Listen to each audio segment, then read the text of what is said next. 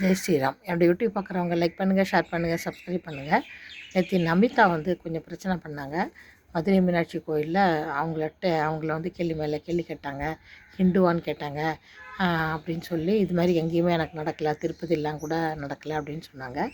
கிரீஸில் வந்து ஒரு சர்ச் இருக்கான். அந்த சர்ச்சு பேர் வாயில் நுழைய மாட்டேங்குது. அந்த சர்ச்சில் வந்து ஒன்லி ஒரு கிறிஸ்டின் மட்டும்தான் உள்ள அலோடு. அதுலேயும் வந்து இப்போ நம்ம இங்கெல்லாம் இந்தியாவில் தமிழ்நாட்டில் எங்கே போனாலும் உங்களுக்கு சர்ச்சில் எல்லாரையும் அலோவ் பண்ணுவாங்க. ஆனால் வந்து அந்த பர்டிகுலர் சர்ச்சில் மட்டும் கிறிஸ்டின்னு, அதுவும் ஜென்ட்ஸ் மட்டும்தான் உள்ளே நுழையலாமா, லேடிஸ் உள்ளே நுழையக்கூடாதான். அதை அந்த சிஸ்டத்தை அவங்க கரெக்டாக ஃபாலோ பண்ணிகிட்ருக்காங்க. அதே மாதிரி உங்களுக்கு மக்காவில் முஸ்லீம் தவிர வேறு யாரும் அலோடு கிடையாது. அவங்க அதை கரெக்டாக ஃபாலோ பண்ணிகிட்ருக்காங்க. இப்போ தமிழ்நாட்டில் நீங்கள் எந்த கோயிலுக்கு போனாலும் ஒன்றும் எந்த கோயில்லையும் யாரும் வந்து எந்த பிரச்சனையும் பண்ணுறதில்ல. இந்த கிரீஸ்லேயும் இந்த மக்காலையும் எப்படி ஒரு ரூல்ஸ் வச்சுருக்காங்களோ அது மாதிரி வந்து மதுரை மீனாட்சி கோயிலில் ஹிந்து அல்லாதவர்கள் நுழையக்கூடாதுன்ற ஒரு ரூல் வச்சுருக்காங்க. அதுங்கும்போது நம்ம இந்த ரூல்ஸை மதிக்கணும். இவங்கள வந்து மாஸ்க் போட்டு போனாலும் இவங்க யாருன்னு தெரியாமல் போயிருக்கலாம். அதனால் இவங்க வந்து ஏன்னா மாஸ்க் போட்டு போகிறோம் எதுக்கு போகிறாங்கன்னா 4 பேர் ஜனங்க வந்து சுற்றி சூழ்ந்துருவாங்க, நம்மளுக்கு வந்து ப்ரைவசி இருக்காதுன்னு கூட நினச்சி போட்டிருக்கலாம். அது ஒன்றும் தப்பு இல்லை. அதை வந்து நீங்கள் ஹிந்துக்குள்ளே பத்திரிக்கை இது ப்ரூஃப் காட்டுங்கன்னு சொன்னால் பேர் வேறு பார்த்திங்கன்னா கொஞ்சம் அந்த பேர் கொஞ்சம் முஸ்லீம் பேர் மாதிரி இருக்குது. அவங்க ஹிந்துவாக இருந்தால் கூட பேர் கொஞ்சம் ஒரு இதுவாக இருக்குது. அதனால் அவங்களுக்கு டவுட் வந்திருக்கு. அந்த சமயம் இப்போ வந்து சில பேர் வந்து விஐபிஸ்லாம் ஒரு கோயிலுக்கு போகிறாங்கன்னா முன்னாடியே சொல்லிவிடுவாங்க நாங்கள் இப்படி வரோன்ட்டு.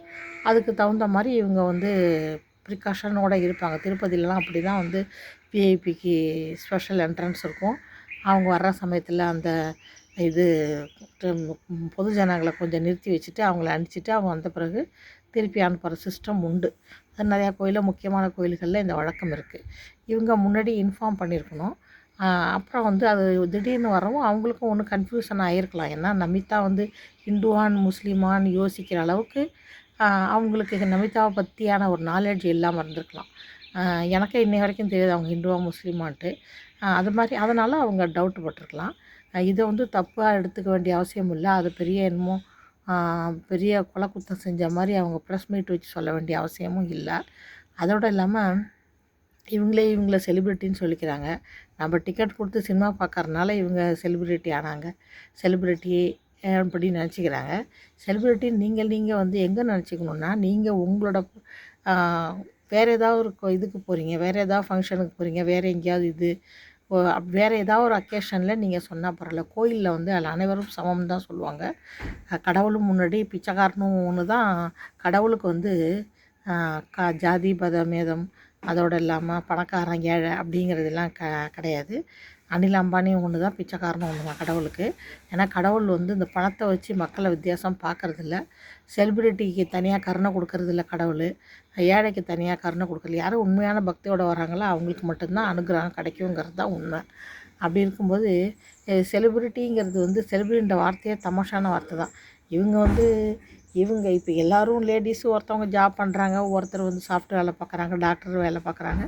அதுமாதிரி இவங்க சினிமாவில் ஆக்ட் பண்ணி சம்பாதிச்சாங்க, அவ்வளோதான். அது ஒன்றும் நம்ம அவங்க ஆக்ட் பண்ணதையோ நம்ம சம்பாதிச்சதோ தப்பாக சொல்ல. ஆனால் வந்து அதை ஒரு இவங்க செலிப்ரிட்டின்னு சொல்லிக்கிறது அது என்னமோ அவ்வளோ தமாஷா தான் இருக்குது. அது எஸ்பெஷலி கோயிலில் வந்து அந்த வார்த்தை எல்லோரும் சொல்லாமல் இருந்தால் நல்லாயிருக்கும். செலிப்ரிட்டின்னா அப்புறம் நீங்கள் கோயிலுக்கு எதுக்கு போனீங்க? அது கடவுளோட கருணை வேணும்னா இந்த மாதிரி வார்த்தையெல்லாம் யூஸ் பண்ணிங்கன்னா கடவுள் வந்து அதை அக்செப்ட் பண்ணிக்குவாரா?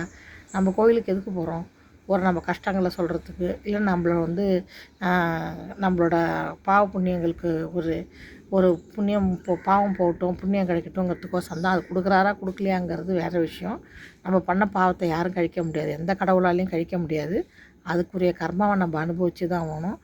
கோயிலுக்கு போகிறனால புண்ணியம் வேணால் வரலாம், பாவம் வந்து எங்கேயும் போயிடாது, நம்ம கூட தான் இருக்கும். அதுதான் உண்மை. அப்படி இருக்கும்போது இவங்க கோயிலில் உட்காந்துக்கிட்டு செலிப்ரிட்டின்னு சொல்கிறது தப்புன்னு எனக்கு தோணுது. இவங்க இந்த மாதிரி ஸ்டேட்மெண்ட் கொடுக்கறதுக்கு பதிலாக அந்த மதுரை மீனாட்சி கோயிலில் ரூல்ஸ் கரெக்டாக ஃபாலோ பண்ணாங்க அப்படின்னு சொல்லியிருந்தாங்கன்னா ஒரு கௌரவமாகவே அந்த விஷயம் நடந்திருக்கலாம்.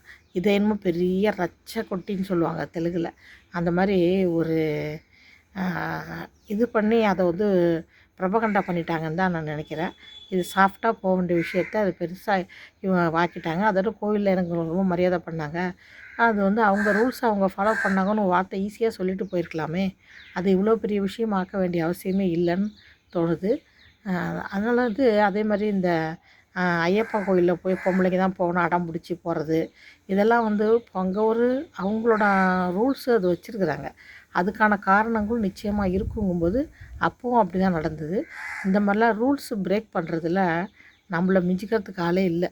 இதே வேறு கிறிஸ்டின் முஸ்லீம்ஸில் அவங்க பிரேக் பண்ண மாட்டாங்க. அதுக்கு சப்போர்ட் பண்ணுறதுக்கும் 4 பேர் வரமாட்டாங்க. இங்கே எல்லா தப்பையும் நம்ம தான் செய்கிறோம்னு நினைக்கிறேன். லைக் பண்ணுங்கள், ஷேர் பண்ணுங்கள், சப்ஸ்கிரைப் பண்ணுங்கள்.